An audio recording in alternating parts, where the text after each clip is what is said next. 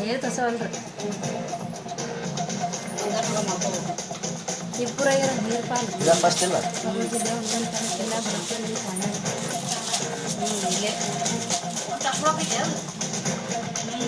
ಹೆಸರ ಮಾಡ್ತೀವಿ ತೋಡ ಗಣೇಶ್ ಗನ್ವಾಗೊಬ್ಬ ಕ್ವಾರಿಯಲ್ಲಿ ಬಟ್ಟೆ ತೊಳೆಯೋಕೆ ಅಂತ ಹೋಗಿದ್ದಂತಹ ಸಂದರ್ಭದಲ್ಲಿ ಇಬ್ಬರು ನೀರು ಪಾಲಾಗಿರುವಂತಹ ಘಟನೆ ಬಲಕುಂದಿ ತಾಂಡಾದ ಕ್ವಾರಿಯಲ್ಲಿ ನಡೆದಿದೆ. ಬಾಗಲಕೋಟೆ ಜಿಲ್ಲೆಯ ಹನಗುಂದ ತಾಲೂಕಿನ ಬಲಕುಂದಿ ತಾಂಡ ನೇತ್ರ ಮಹಾಂತೇಶ ರಾಥೋಡ ಎನ್ನುವಂತಹ ಇವರು ಇಲ್ಲಿ ಕ್ವಾರಿಯಲ್ಲಿ ನೀರು ಪಾಲಾಗಿದ್ದಾರೆ. ನೇತ್ರ ಮಹಾಂತೇಶ ರಾಥೋಡ ಮೃತದೇಹ ಈಗಾಗಲೇ ಪತ್ತೆಯಾಗಿದೆ. ನೀರು ಪಾಲಾಗಿರುವಂತಹ ಗಣೇಶ್ ಮುದಿಯಪ್ಪಗಾಗಿ ಈಗ ಶೋಧ ಕಾರ್ಯ ನಡೀತಾ ಇದೆ.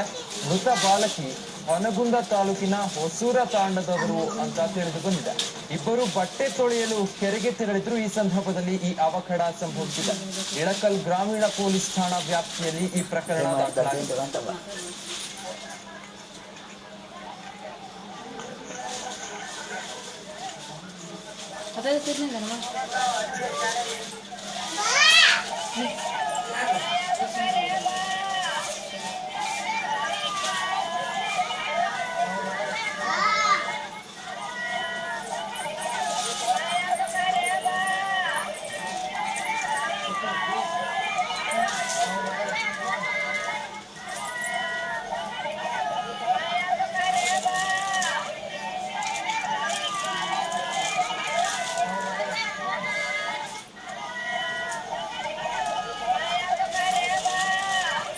ಈ ಬಗ್ಗೆ ಇನ್ನಷ್ಟು ಡೀಟೇಲ್ಸ್ ನೀಡ್ತಾರೆ ದೂರವಾಣಿ ಸಂಪರ್ಕದಲ್ಲಿ ನಮ್ಮ ರಿಪೋರ್ಟರ್ ಅಶೋಕ್ ಶೆಟ್ಟರ್.